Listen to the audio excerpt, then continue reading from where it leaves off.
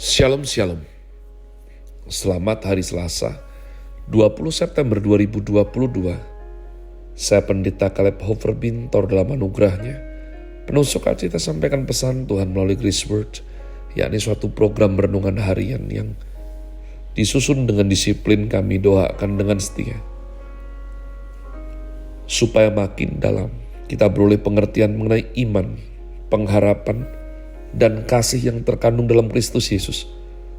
Sungguh besar kerinduan saya bagi saudara sekalian, agar supaya kasih dan kuasa firman Tuhan setiap hari tiada pernah berhenti menjamah hati kita, menggarap pola pikir, dan paling utama hidup kita boleh sungguh berubah menuju Christ likeness. Berada dalam season autumn dengan tema bulan ini Suffering for the King. Grace Word hari ini saya berikan judul Hosea Fatsal 5 dan 6. Sebab demikianlah komitmen baca kitab suci hingga habis sudah mencapai Fatsal 5, tapi dikarenakan pendek saya rasa kita bisa menyelesaikan 2 Fatsal sekaligus. Adapun program ini juga di broadcast melalui channel GBI Rock Fluid dengan tajuk Podcast with Jesus. Mari umat Tuhan bergegas kita membuka Fatsal 5-6 kitab Hosea, ancaman terhadap Israel serta pemimpin-pemimpinnya. Dengarlah ini hai para imam, perhatikanlah hai kaum Israel.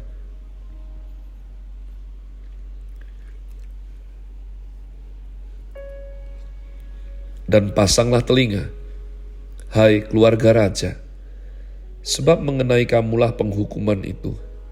Karena kamu telah menjadi perangkap bagi Mispa dan jaring yang dikembangkan di atas gunung Tabor, dan lubang yang dikeruk di lembah Sitim, maka aku ini akan menghajar mereka sekalian. Aku ini mengenal Efraim, dan Israel tidaklah tersembunyi bagiku. Sebab engkau telah berzina, hai Efraim, dan Israel telah menajiskan diri. Perbuatan-perbuatan mereka tidak mengizinkan mereka berbalik kepada Allah mereka. Sebab roh perzinahan ada di antara mereka, dan mereka tidak mengenal Tuhan. Kecongkakan Israel menjadi saksi terhadap dirinya sendiri. Efraim akan tergelincir jatuh oleh kesalahannya sendiri, dan bersama-sama mereka juga Yehuda. Dengan kambing domba, dengan korban kambing domba dan lembu sapinya, mereka akan pergi untuk mencari Tuhan, tetapi tidak akan menjumpai Dia. Ia telah menarik diri dari mereka. Mereka telah berkhianat terhadap Tuhan, sebab mereka telah memperanakkan anak-anak yang tidak sah. Sekarang pembinasa akan memakan habis mereka dan ladang mereka. Ayat 8, Israel mencari pertolongan di mana-mana tetapi sia-sia. Tiuplah sangkakal di Gibea dan nafiri di Rama. Berteriaklah di Bet Awen, gemetarlah hai Benjamin. Efraim akan menjadi tandus pada hari penghukuman.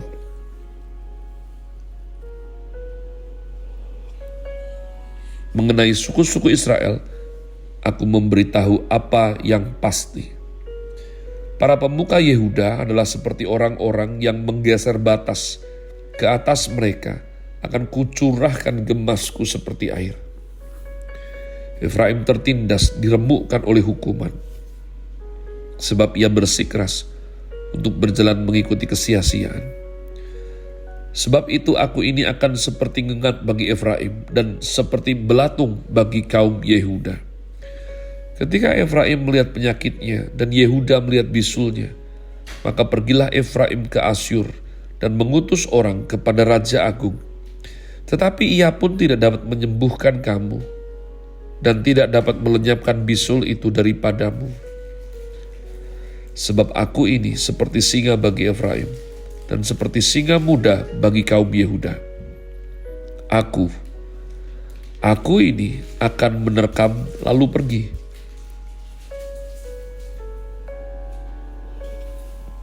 Aku akan membawa lari dan tidak ada yang melepaskan. Ayat 15, pertobatan yang pura-pura dari pihak orang Israel. Aku akan pergi pulang ke tempatku sampai mereka mengaku salah, sampai mereka mengaku bersalah dan mencari wajahku. Dalam kesesakannya mereka akan merindukan aku. Umat Tuhan, kita akan bahas sedikit. Dalam Fatsal kelima ini ada sesuatu yang menarik perhatian saya. Perbuatan-perbuatan mereka tidak mengizinkan mereka berbalik kepada Allah mereka. Ayat yang keempat. Jadi umat Tuhan, ada suatu hal yang diulang di kitab Wahyu. Jika hari ini engkau mendengar suaranya, jangan keraskan hatimu. Jadi ada dua hal. Jika hari ini mendengar suaranya. Dua, jangan keraskan hatimu.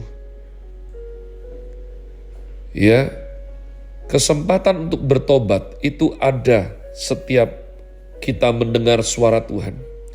Masalahnya, kalau dikatakan jangan keraskan hatimu, berarti manusia yang bebal mengeraskan hatinya. Hatinya mendengar seruan Tuhan, tapi dikeraskan umat Allah. Nah, dalam kitab Hosea ini dijabarkan ada jenis dosa atau perbuatan-perbuatan mereka dalam bentuk jamak. Berarti apa? Kebiasaan. Bukan hanya perbuatan. Perbuatan mereka diulangi. Kebiasaan ya. Kalau berbuat jahat, kalau berbuat dosa, berbuat yang tidak baik itu dijadikan kebiasaan, itu akan menghalangi berbalik kepada Tuhan. Dan dikatakan roh perzinahan ada di antara mereka. Umat Tuhan, penyembahan berhala dan perzinahan itu kembar.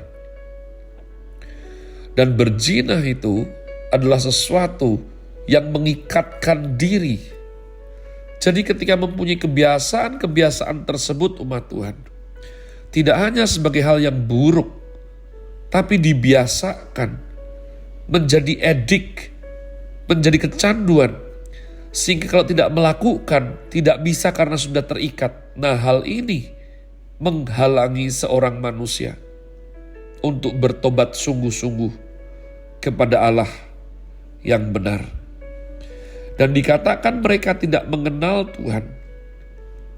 Hosea Fatsal 2 hari yang lalu kita baca berkata, di tengah situasi yang sulit yang tidaklah mudah, umat yang mengenal Allahnya akan bertindak. Jadi umat Tuhan, ini sangat terkait erat. Seberapa kita mengenal Tuhan, seberapa kita beroleh pengenalan, demikian juga kekuatan kita untuk membongkar hal-hal buruk yang menjadi kebiasaan, yang menghalangi kita berbalik mengikut Tuhan dengan benar. Kalau sudah dibongkar, baru bisa dipulihkan. Kalau sudah dibongkar, baru kita mengalami rekonstruksi, dibangun ulang. Fatsal yang ke-6 kitab Hosea, mari kita akan berbalik kepada Tuhan, sebab dialah yang telah menerkam dan yang akan menyembuhkan kita, yang telah memukul dan yang akan membalut kita. Ia akan menghidupkan kita sesudah 2 hari. Pada hari yang ketiga ia akan membangkitkan kita, dan kita akan hidup di hadapannya. Marilah kita mengenal dan berusaha sungguh-sungguh mengenal Tuhan. Ia pasti muncul seperti fajar. Ia akan datang kepada kita seperti hujan pada akhir musim yang mengairi bumi. Apakah yang akan kulakukan kepadamu, hai Efraim? Apakah yang akan kulakukan kepadamu, hai Yehuda?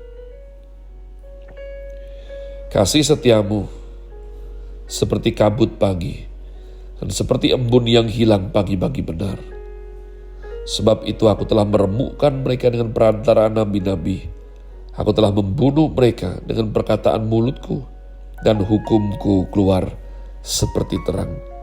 Sebab aku menyukai kasih setia dan bukan korban sembelihan, dan menyukai pengenalan akan Allah lebih daripada korban-korban bakaran. Ayat yang ke-7, Efraim tidak mau bertobat.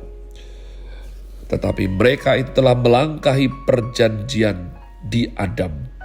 Di sana mereka telah berkhianat terhadap aku. Gilead adalah kota para penjahat, penuh dengan jejak darah. Seperti gerombolan menghadang, demikianlah persekutuan para imam. Mereka membunuh di jalan ke Sikem. Sungguh, mereka melakukan perbuatan mesum. Di antara kaum Israel telah kulihat hal-hal yang mengerikan. Di sana ada Efraim bersundal. Dan Israel telah menajiskan diri. Juga bagimu, hai Yehuda, telah ditentukan penuaian apabila aku memulihkan keadaan umatku. Umat Tuhan, Hosea pasal yang ke-6 ini memuat banyak daripada hal-hal yang kita butuhkan untuk memahami perjanjian baru. Ya, ayat 1, bagaimana menginspirasi C.S. Lewis, dialah yang menerkam kita, the Hound of Heaven. Kasih karunia Tuhan itu bersifat aktif dan proaktif umat Tuhan. Kita manusia berdosa. Natur kita tidak mencari Allah. Allah yang mencari kita. Kalau kamu berkerinduan untuk menyembah, untuk sayang Tuhan, itu anugerah. Dan anugerah tersebut yang menerkam kita, yang menangkap kita. Maka bahasa kita orang Kristen itu, aduh puji Tuhan ya, sekarang hidupnya sudah ditangkap Tuhan. Itu betul. Dan demikian juga perkataan menghidupkan kembali setelah 2 hari. Pada hari yang ketiga, Tuhan Yesus bangkit di hari yang ketiga.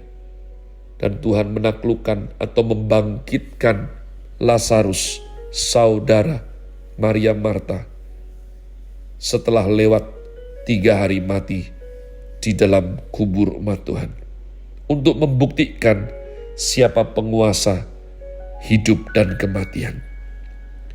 Saya berdoa sungguh-sungguh supaya kita tidak bebal sebagaimana Efraim, Yehuda yang dituliskan Tuhan melalui kitab Hosea, tapi kita sungguh-sungguh mencari wajah Tuhan selagi berkenan ditemui. Have a nice day. Tuhan Yesus memberkati saudara sekalian. Sola Gratia.